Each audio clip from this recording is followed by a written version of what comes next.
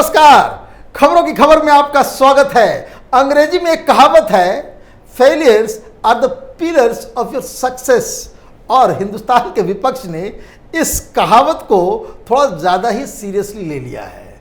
और मैं ऐसा इसलिए कह रहा हूं क्योंकि ये फेलियर्स के पिलर वो कीर्तिमान पे कीर्तिमान बनाए चले जा रहे हैं, लेकिन अपनी गलतियों से इन्होंने सीख लेना बंद कर लिया है। खास करके कांग्रेस पार्टी और ये जो लेफ्ट लिबरल कबाल है हिंदुस्तान के अंदर में, जिन्होंने ये सोच रखा है कि सत्य के ऊपर, सच्चाई के ऊपर उनका एक पेटेंट बना हुआ है। अब ताजा मामला कश्मीर में जो 45 किलो आरडीएक्स मिला है, उसको लेकर के कांग्रेस पार्टी और विपक्ष के जिस तरीके के बयान आ रहे हैं वो तो शर्मनाक है ही, लेकिन पॉलिटिकली अगर इसको देखिए तो जिन वजहों से विपक्ष 2019 के चुनाव में रसातल में चल गई है, जिन वजहों से बीजेपी को इस चुनाव में जीत मिली, वही गलती, वही चीज को विपक्ष समझ नहीं पा रहा है। अब पिछली बार जब पुलवामा हुआ था, ये लोग छाती पीटने लग गए।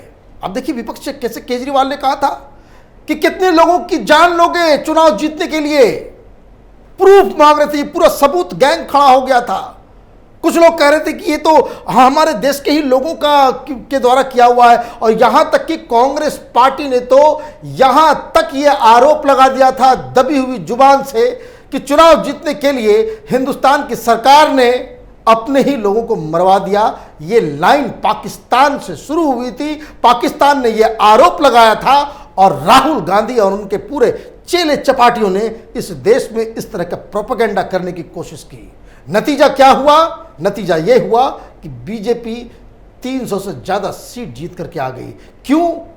क्योंकि देश की एकता, अखंडता, इसकी सुरक्षा, आर्मी के ऊपर अगर आप कोई सवाल उठाते हैं तो देश की जनता आपको कभी माफ नहीं करेगी।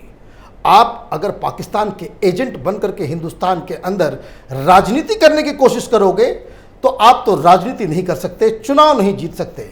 आप भले ही न्यूयॉर्क टाइम्स में, वॉशिंगटन पोस्ट में, ग्लोबल टाइम्स में, इनमें आप आर्टिकल तो लिख सकते हो, लेकिन लोग आपको वोट नहीं देंगे। और ये बात इन्हें अभी भी समझ में नहीं आ रही है। अब मसला क्या हुआ है? अब ये लोग पूछ रहे हैं कि ये इतना विस्फोटक वैली में आया कहां से? ये सवाल पूछने का है। सब कुछ मालूम चल गया है कि इसका, जिस कार में ये विस्फोटक पड़ा हुआ था तो उसका ड्राइवर कौन है, कार किसकी है, वो कैसे हिजबुल मुजाहिदीन का वो एक आतंकी है, पिछले साल उसने ज्वाइन किया था, आईडी बनाने वाला कौन है, कहां से ये सारी चीजें, ये सारी बातें सामने आ गई हैं। वो बातें जिन्हें आम लोगों को जानना जरूरी है। ऑपरेशंस के जो बहुत ही सीक्रेट डिटेल्स होते हैं वो तो वैसे भी जनता के सामने नहीं आना चाहिए। और राहुल गांधी के इशारे पे कांग्रेस के एक बड़े लीडर पुनिया साहब ने ट्वीट कर दिया कि अजीबोगरीब ट्वीट कि ये कहां से पहुंचा, कैसे पहुंचा। फिर आप वही सवाल, वैसे ही सवाल आप उठाने लग गए जो सबूत ब्रिगेड पुलवामा के बाद उठाया करता था। अब जब पिछली बार पुलवामा हुआ था तो आप कह रहे थे कि भाई ये कैसे वहां तक पहुंच गया, इस बार पुलिस ने पकड़ लिया पहले, तो अब आप पूछ रहे हो कि भाई वहां तक पहुंचा कैसे। कहने का मतलब यह है कि आप पूरी तरीके से हिंदुस्तान का विपक्ष वो कंफ्यूज्ड है। उनको समझ में नहीं आ रहा है कि किस मुद्दे के ऊपर सरकार को किस तरीके से घेरना है। और एक और मसला चल रहा है चीन का। चीन के ऊपर राहुल गांधी क्या उन्होंने, आप देखिए उन्होंने आज क्या ट्वीट किया है। उन्होंने लिखा, the government silence about the border situation with China is fuelling massive speculation and uncertainty at a time of crisis. Government of India must come clean and tell India exactly what is happening. आपको क्या लग रहा है कि देश को पता नहीं है कि वहां पे क्या हो रहा है? इतने सारे मीडिया, इतने सारे चैनल्स, इतने सारे अखबार में रोज रिपोर्ट्स आ रही हैं। कुछ रिपोर्ट्स जो हिंदुस्तान के फेवर में आ रही है और कुछ आपके रहम करम पे जीने वाले जो मीडिया कर्मी हैं वो उल्टी स्टोरी, इंडिया के खिलाफ स्टोरी कर रहे हैं। ये बता रहे हैं कि 10,000 सेना जो है हिंदुस्तान के अंदर घुस गई है, जमीन हड़प ली है। ये फेक न्यूज है। और सरकार ये कह रही है कि कोई चाइनीज आर्मी हिंदुस्तान के इलाके में नहीं आई है। ये जो चाइनीज आर्मी का जो प्रेजेंस है वो एलएसी के उनके साइड में है। और अगर कोई भी सरकार, चाहे वो पाकिस्तान हो, चाहे वो नेपाल हो, कोई भी दुनिया का कोई भी देश अपने टेरिटरी के अंदर सेना को जमा कर रहा है, उसको आप रोक लेंगे क्या? या उसके लिए आप दूसरा इंतजाम करेंगे? उसके लिए डिप्लोमेटिक चैनल खोलेंगे, बातचीत करेंगे, लड़ाई करनी होगी तो लड़ाई करेंगे? ये तो सरकार के ऊपर छोड़ देना चाहिए। लेकिन नहीं, आप एक कॉन्स्पिरेसी, ये जो स्पेकुलेशन की जो बात राहुल गांधी कर रहे हैं, ये अपने वो जो बहुत सारे जो लेफ्ट लिबरल कबाल के जो राइटर्स हैं उनके लिए छोड़ दिया कि जिस तरह से अफवाह आपने फैलाई कि हिंदुस्तान के अंदर चीन घुस गया है, वो उस तरह की अफवाह को जो आप फिर से हवा दें। कहने का मतलब ये है कि राजनीतिक तौर पे विपक्ष हमारा बिल्कुल ही वैचारिक दरिद्रता का शिकार हो गया है। They don't know what to do. और इसलिए इस मौके पे जब पाकिस्तान से, नेपाल से, चीन से एक क्रिटिकल सिचुएशन क्रिएट हो रहा है, ग्लोबल सिचुएशंस लगातार वो बदल रही हैं, अमेरिका चीन को धमकी दे रहा है, चीन के साथ बाकी दूसरे देशों के साथ रिश्ते खराब हो रहे हैं, बहुत ही फ्लूइड सिचुएशन है।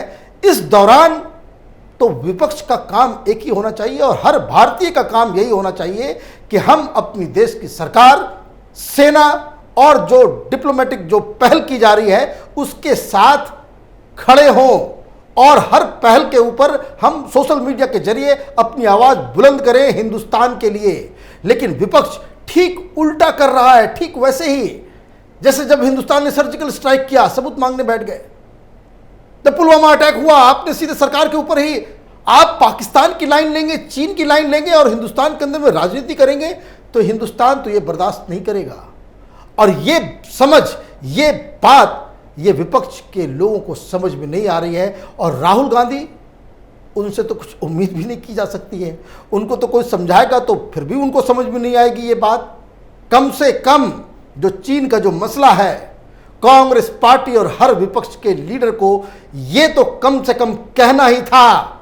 हिंदुस्तान की सरकार और हिंदुस्तान की आर्मी के साथ पूरी तरीके से एकजुट होकर के उनके पीछे खड़े हैं। सरकार चीन के खिलाफ जो भी फैसला लेगी, इंडियन आर्मी कोई भी ऑपरेशन करती है, उसके साथ पूरा विपक्ष खड़ा है। कम से कम आपने एकता का ये मैसेज दिया होता तो कुछ आपकी साख बच गई होती। विपक्ष के लिए लोगों के मन में, लोगों के दिलों में कुछ जगह बन पाता।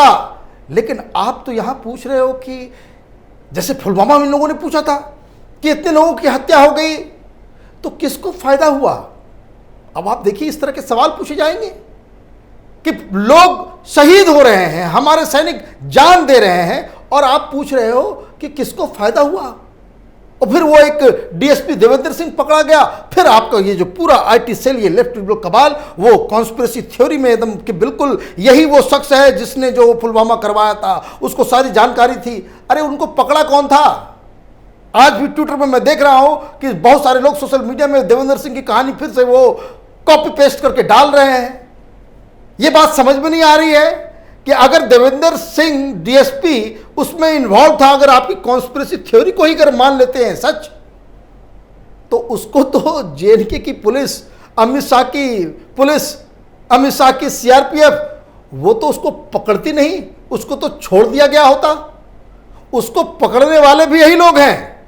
और आप जो है एक उल्टी थ्योरी, जिस तरह से लोया का थ्योरी आपने बना दिया, जिस तरह से बहुत सारे चीज़ों को कम से कम जो नेशनल सिक्योरिटी का मसला है, भगवान के लिए इस पे राजनीति करना बंद कर दीजिए। इससे चीन को, जो देश के दुश्मन हैं, पाकिस्तान को, जो सारे जो आतंकवादी संगठन हैं, उनको बल मिलता है।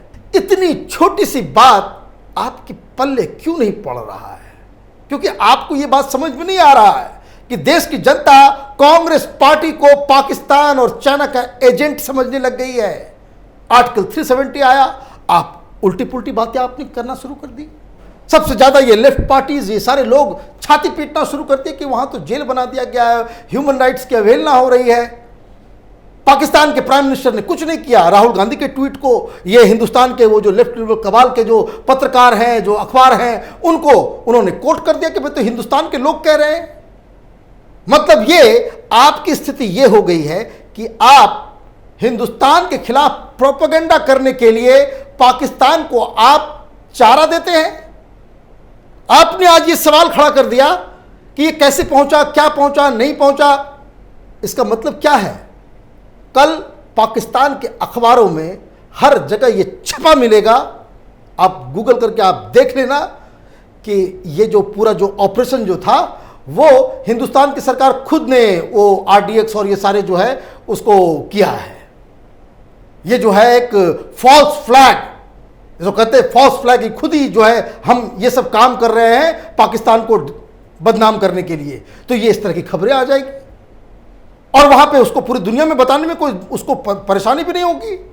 वो तो कहेगा कि भाई विपक्ष का जो सबसे बड़ा लीडर है, जो विपक्ष की सबसे बड़ी पार्टी है, वो ये आरोप लगा रहा है। तो कहने का मतलब ये है कि विपक्ष की राजनीति प्रधानमंत्री मोदी के घृणा में वो हिंदुस्तान को नुकसान पहुंचाने वाली राजनीति हो गई है।